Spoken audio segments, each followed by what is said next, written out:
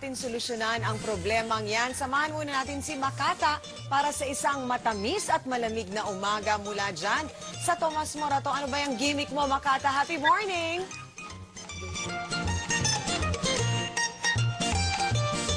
Maraming salamat, Changami!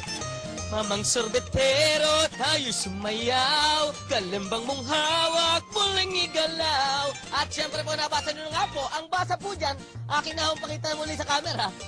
Mukha akong ang basa. Kung ikaw ho ay susunga-sunga, ang basa ho dyan, paradis. Pero po sa totoo, yan ho, isang French word na paradis ang basa. Silent S na ang meaning ay paradise. Alam nyo na, marami ho silent dito. Kagaya ho niyang, meron ho yung bouquet, o di ba? Silent T rin ho yan. Hope I will give you a bouquet of flowers and I hope I will not forget. At syempre po, alam niyo ba ang kakaibahan dito sa gumagawa ng ice cream na ito? Ito po ay mga natural ang gamit, mga natural herbs. At syempre nga po, yung mga pinagmamalaki nila rito, signature o yung firma, yung pinaka-the best nila rito.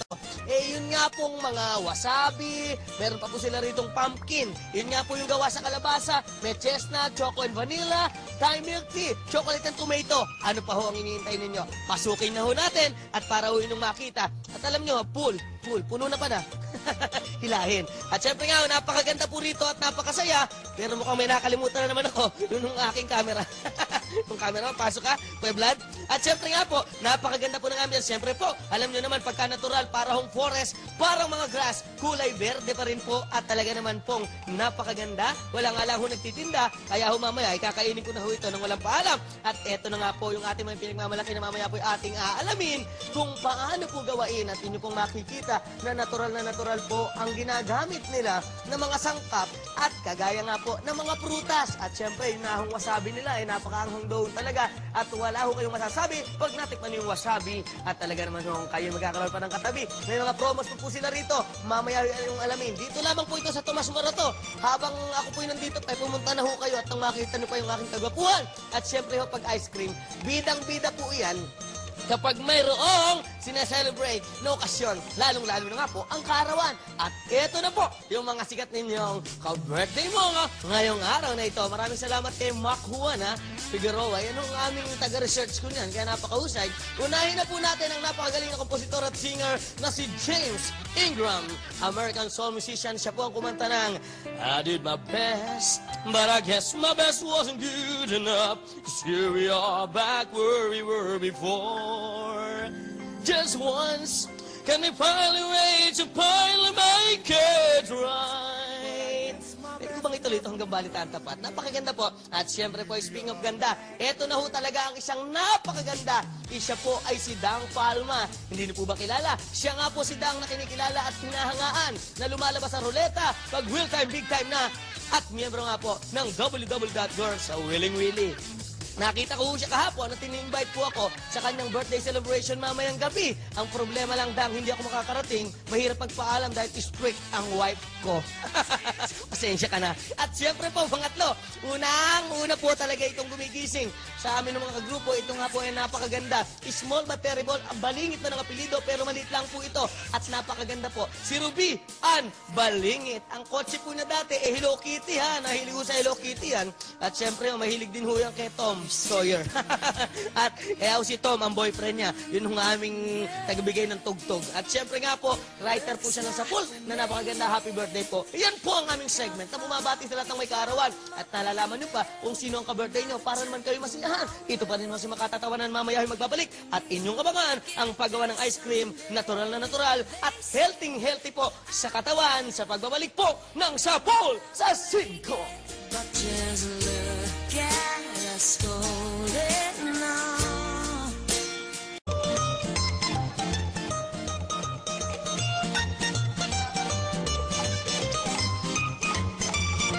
Ang sarap kumain ng ice cream. Siyempre palalo kung natural ang flavors. Dito nga po yan sa Tomas Morato na kayo magpunta. Napakasarap po talaga. At ngayon ho, inyo hong makakausap ng, siyempre, ayos na ayos at nako face to face. Ito na nga po ang ating napakagandang owner, Type Jeep.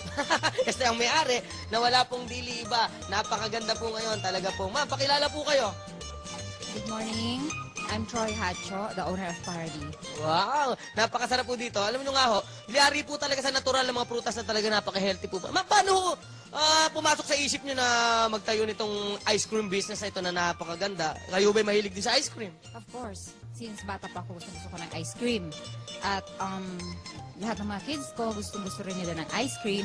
Pero medyo mahirap silang pakain ng gulay. So, naisip ko, mas maganda kung gagawin kong ice cream, mas sigurado makakain nila.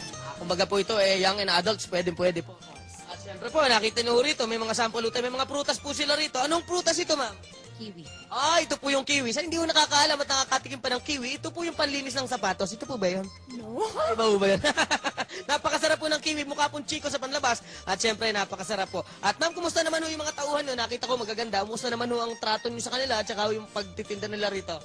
Tanungin nyo na lang sila. Bago ho natin tanong, nandun ho ba sila? Dito lang sila. Alam niyo, bibisto ko yung mga tauhan nyo. Katatapos lang ho ng Valentine's Day, ma'am. Nakakita ho ako rito ng rosas. Kanino ho kaya ito? Halika ho, ititanong natin. Pasukin ho natin at para matutunan nyo na ng paggawa. May alam ho ba kayo dito, ma'am? Sa bulaklak na ito? Kanino po itong bulaklak na ito? Sino sa inyo ang maharot at nagkaroon nito? Hindi sa inyo. Sa iyo ba, Iha? Hindi ho pala. At syempre nga po, papakita na po natin ang paggawa ng natural na ice cream. Maraming salamat po, ma'am. At ang atin naman hong kasama ngayon, si Ma'am Christy. At syempre po, kumusta naman po? Ito po, ma'am, pa tayo ho ba magsusungkat? Bakit ho ganito yung pinorma? Pinrepare lang naman namin yung mga ingredients na kailangan natin sa paggawa ng ice cream. So, talagang natural po ito. Ano po yung mga kakailanganin natin na talagang supernatural at healthy? Okay, so kailangan natin ng non-fat milk, tas natural sugar, okay, tas glucose, glucose, Okay. light corn syrup, Yes? fresh cream, Mukhang mas expert po dito si Lord Rivera at mukhang cooking na ho gagawin namin. Pero ito pag, ano lang po ito ng ice cream, napakasarap po. Tuloy niyo po, ma'am. ito naman, fresh milk, Fresh milk. pasteurized fresh milk, Fresh na fresh po yan. Nung isang buwan lang po yung kinuha sa baka. Non-fat po ba yan? fresh milk siya na non-fat. Okay po. Tapos ito naman, gelatin. Ayan. Tapos ito naman, pinagsama na namin siya na ginger juice. Tapos, meron ding nutmeg at saka cinnamon. Ay, ma'am. Siyempre po, sino po makakatulong natin na gwapong-gwapo? Siyempre, Ano ho yan? ito pala. Ito, siyempre, dahil gagawin natin pumpkin ice cream, kailangan natin siyempre ng pumpkin. Ay, kalabasa po yan. O kalabasa. Okay po, at sino po itong kasama natin ito? Siya si Mark. Siya po si Mark at siyempre po sumikat po siya sa mga palabas na utol kong hoodlum. Ito nga po ang bad boy ng Pilipinas, si Robin Padilla. Tingnan niyo ho yung Padilla, hanggang baba na. Hindi ho nag-aahit. Ako. At siyempre nga po, paano po yung gagawin, ma'am? Pakita po natin na mabilis. Talaga pong napakasarap niya. So una, kailangan muna nating lagyan to ng konting milk. Milk para matunaw yung gelatin. O, para hindi siya mahirap itunaw habang, kahit mga isang kutsara lang, tapos, tutunawin siya, tapos ilalagay doon, ipapasteurize, doon, ayan na siya. Ayan na yung sample natin na gelatin. Okay po. Inunaw with fresh milk. And then ngayon, kukombine na natin yung mga ingredients natin. Ayan, yung glucose muna.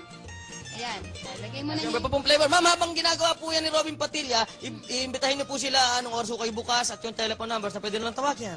Every Monday, Tuesday, open po kami ng 2 o'clock hanggang 12 o'clock a.m. Tapos Wednesday po hanggang Sunday, open na po kami ng 8 a.m. hanggang 12 midnight. At ang maganda po, wait, there's more! Ito na po pagka 1 p.m. hanggang 6 p.m. Meron ho kayong promo.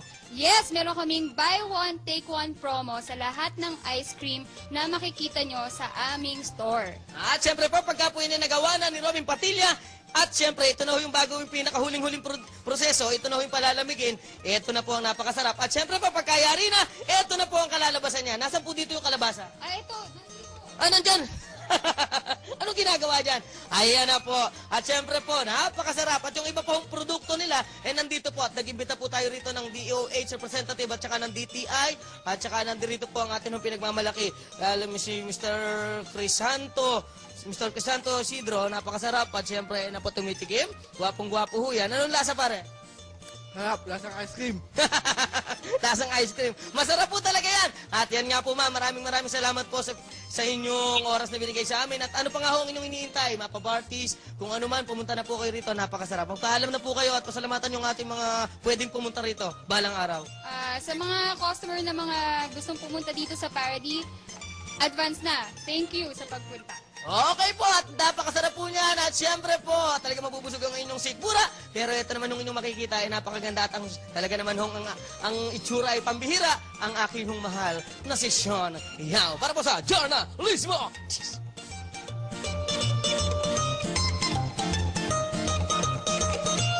May subuan. Thank you, Makata. Ito, panalo nga ba o talo na parusahan ng PMA si Senador Trillanes dahil sa inasal nito noon kay General Reyes?